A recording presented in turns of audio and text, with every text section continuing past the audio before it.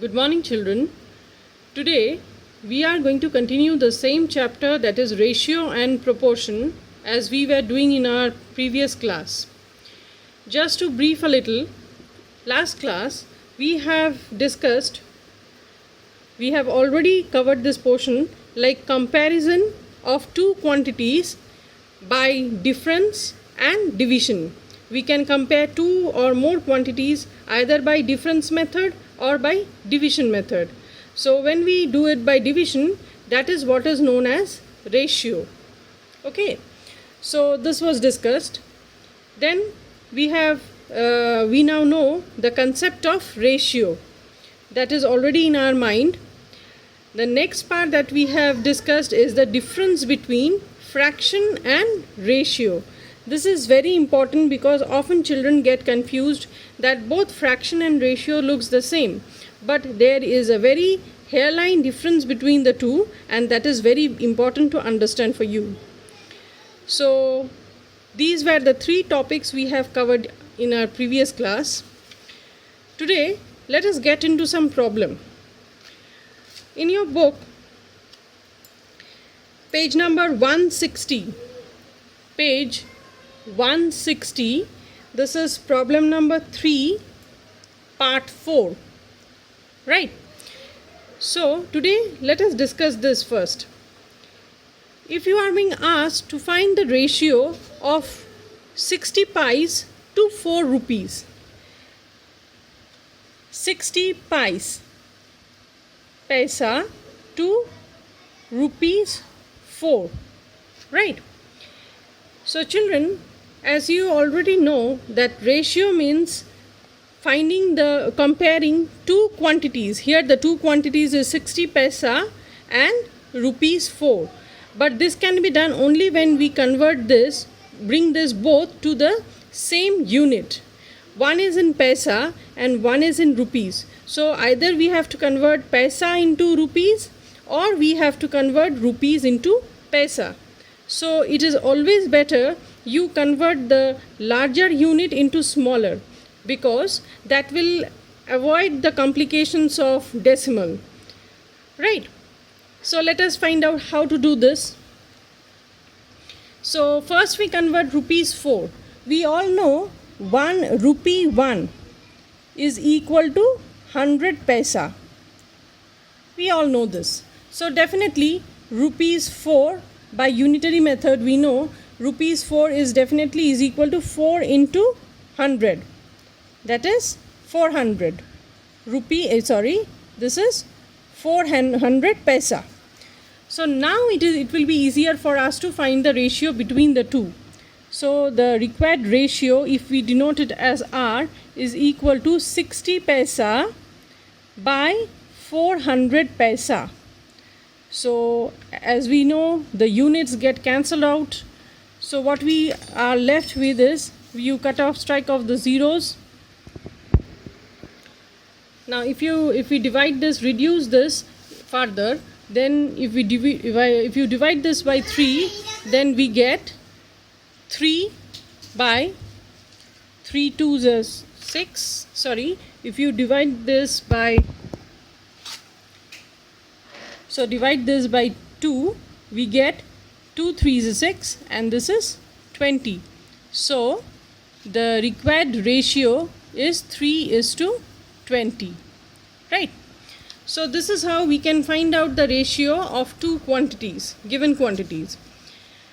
Now before going to the next sum, we need to discuss one more topic, that is to divide a given quantity in a given ratio. Let's see how to do this. So now we are to discuss to divide a quantity in a given ratio. Suppose a quantity is given to you, and this quantity we are going to divide among two. Suppose A and B are 2 persons. We have to divide this in a given ratio, like x by y or x is to y. This will be given to you. So let's see how to do this. For understanding this, we will take the help of one example. It is given right in your book, page 159. page 159, example 8. Right. So what it is saying, here there are two girls of the age 12 years and 15 years. Let me take age of A is equal to 12 years and age of B is equal to 15 years. Right. They want to divide a certain amount of money, that is rupees 180. This they will divide this rupees 180 in the ratio of their age. How much each one of them will get? So in order to deal with such practical applications of ratio, what we have to do is, first we have been said that the given amount rupees 180 have to be divided in the ratio of their age. So let us first find out the ratio of their age, that is A is to B. Age of A is to age of B, that is 12 by 15. So we get 12 by 15 as 4 by 5. Divide by 3, you get 4 by 5. Right? That is 4 is to 5 is the required ratio in which this portion has to be divided. Now, to find out one more thing, children, we have already discussed this while discussing difference between fraction and ratio. Here, from here we can say the total parts is equal to 4 plus 5, which is equal to 9. Right?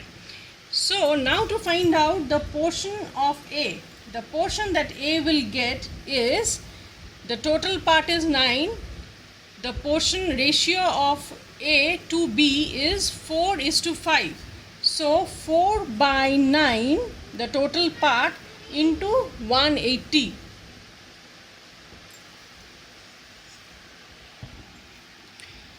So this is the portion, this we have to reduce further, that is your job, okay? So this is the portion, or this is the money that A is going to get. Now how to find out B?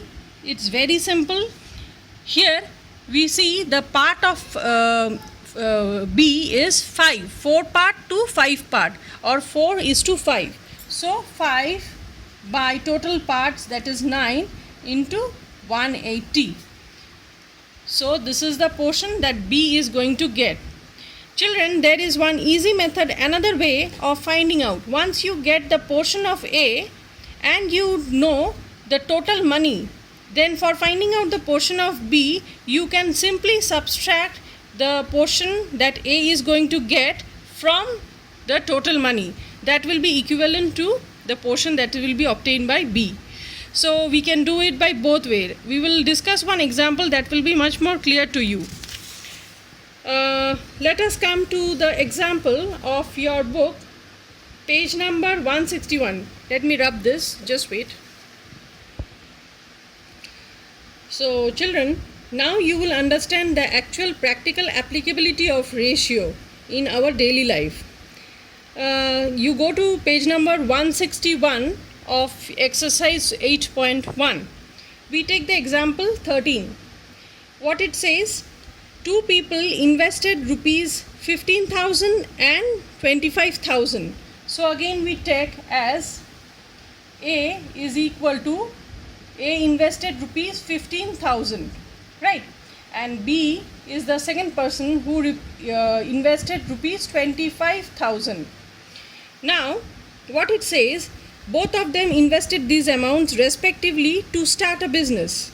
They decided to share the profits in the ratio of their investments. In the ratio of their investment means that we have to find the ratio of this to this. So let us find the ratio. A is to B, or A by B, is equal to 15,000 by 25,000, which I directly get as, if I further reduce it to its simplest form, that is 3 is to 5. That is 3 by 5 or 3 is to 5. Right? So the total profit that will be that is obtained in this business, that profit will be divided among A and B in this ratio, the ratio of their investment. So let us find out. It says if their profit is rupees 12,000. Here the profit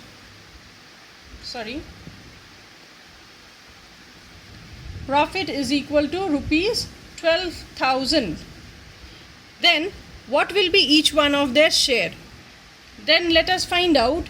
If the ratio is 3/5, then again we say the total part or the total investment of ratio is equal to 3 plus 5, that is equal to 8, right?